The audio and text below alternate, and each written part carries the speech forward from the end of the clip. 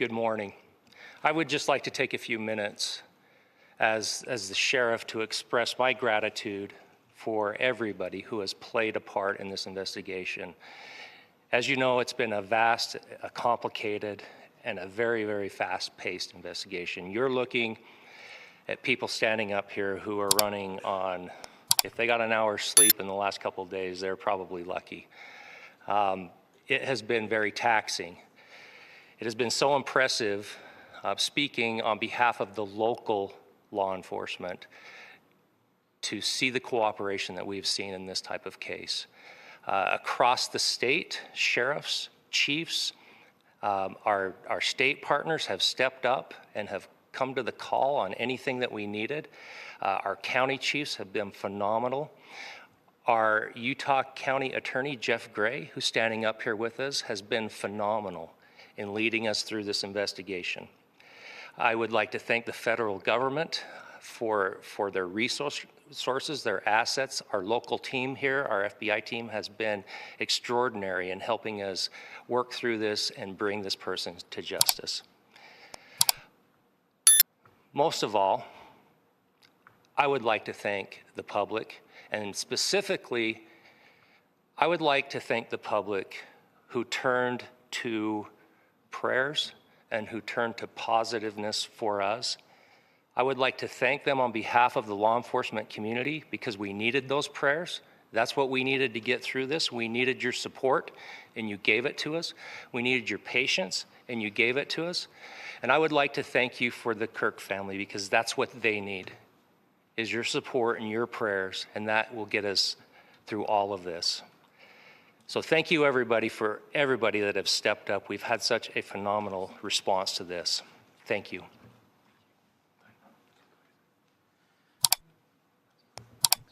I also want to give a special thanks to the Attorney General and the Department of Justice. Their unwavering support and their commitment to justice is shown true here. And without AG Bondi and Deputy Attorney General Todd Blanche and the resources they brought to bear, we would not have been able to complete our mission. And I just want to say special thanks. It's an honor to be a part of the Department of Justice. Thank you again to our incredible law enforcement team who has worked so hard. Sheriff, I got a solid 90 minutes last night, so I'm probably the most well-rested person up here. Ladies and gentlemen, I get the microphone, so I hope you'll permit me a moment just to share a few more thoughts about where we are and how we got here and maybe a little bit of where we go from here. I don't want to get too preachy, but I think it's important that we, with eyes wide open, understand what's happening in our country today. I've heard people say, well, why are we so invested in this? There's violence happening all across our country. And violence is tragic everywhere. And every life taken is a child of God who deserves our love and respect and dignity. This is certainly about the tragic death, political assassination of Charlie Kirk. But it is also much bigger than an attack on an individual. It is an attack on all of us. It is an attack on the American experiment. It is an attack on our ideals. This cuts to the very foundation of who we are, of who we have been, and who we could be in better times. Political violence is different than any other type of violence for lots of different reasons. One, because in the very act that Charlie championed of expression, that freedom of expression that is enshrined in our founding documents, in having his life taken in that very act, makes it more difficult for people to feel like they can share their ideas, that they can speak freely. We will never be able to solve all the other problems, including the violence problems that people are worried about, if we can't have a clash of ideas safely and securely. especially those ideas with which you disagree. That's why this matters so much.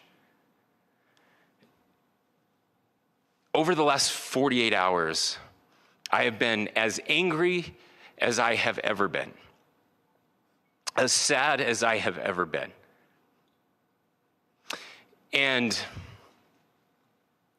it was, as anger pushed me to the brink, it was actually Charlie's words that pulled me back. I'd like to share some of those.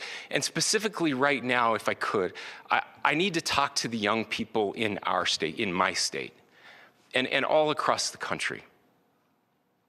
As President Trump reminded me, he said, you know who really loved Charlie? The youths. And he's right. Young people loved Charlie, and young people hated Charlie. And Charlie went into those places anyway. And these are the words that have helped me. Charlie said, when people stop talking, that's when you get violence. He said, the weak can never forgive. Forgiveness is the attribute of the strong. The only way out of the labyrinth of suffering is to forgive. Welcome without judgment, love without condition, forgive without limit. He said, always forgive your enemies. Nothing annoys them so much. A few months ago, I referenced this last night, Charlie posted to social media, when things are moving very fast and people are losing their minds, it's important to stay grounded. Turn off your phone, read scripture, spend time with friends, and remember, internet fury is not real life. It's going to be okay. He again said, when you stop having a human connection with someone you disagree with, it becomes a lot easier to commit violence. He said, what we as a culture have to get back to is being able to have a reasonable agreement, where violence is not an option. Now, again, to my young friends out there, you are inheriting a country where politics feels like rage. It feels like rage is the only option. But through those words, we have a reminder that we can choose a different path. Your generation has an opportunity to build a culture that is very different than what we are suffering through right now. Not by pretending differences don't matter, but by embracing our differences and having those hard conversations. I think we need more moral clarity right now. I hear all the time that words are violence. Words are not violence. Violence is violence. And there is one person responsible for what happened here. And that person is now in custody and will be charged soon and will be held accountable. And yet, all of us have an opportunity right now to do something different. I want to thank my fellow Utahns. This bad stuff happens. For 33 hours, I was praying that if this had to happen here, that it wouldn't be one of us. That somebody drove from another state, somebody came from another country. Sadly, that prayer was not answered the way I had hoped for, just because I thought it would make it easier on us if we could just say, hey, we don't do that here. And indeed, Utah is a special place. We lead the nation in charitable giving. We lead the nation in service every year. But it did happen here. And it was one of us. But I want you to look at how Utahns reacted the last 2 nights. There was no rioting. There was no looting. There were no cars set on fire. There was no violence. There were vigils and prayers and people coming together to share the humanity. And that ladies and gentlemen, I believe is the answer to this. We can return violence with violence. We can return hate with hate. And that's the problem with political violence, is it metastasizes, because we can always point the finger at the other side. And at some point, we have to find an off-ramp, or it's going to get much, much worse. But see, these are choices that we can make. History will dictate if this is a turning point for our country. But every single one of us gets to choose right now if this is a turning point for us. We get to make decisions. We have our agency. And I desperately call on every American, Republican, Democrat, liberal, progressive, conservative, MAGA, all of us to please, please, please follow what Charlie taught me. I'll just conclude with words I share often from a friend and author, Yuval Levin, who was asked if he was optimistic about our country. And he said, I'm not optimistic. He said, I hate optimism. Like, that sounds bad. But he said, optimism is a vice.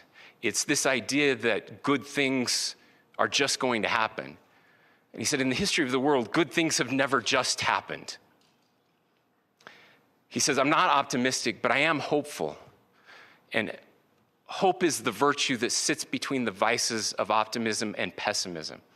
Hope is the idea that good things are going to happen because we can make them so.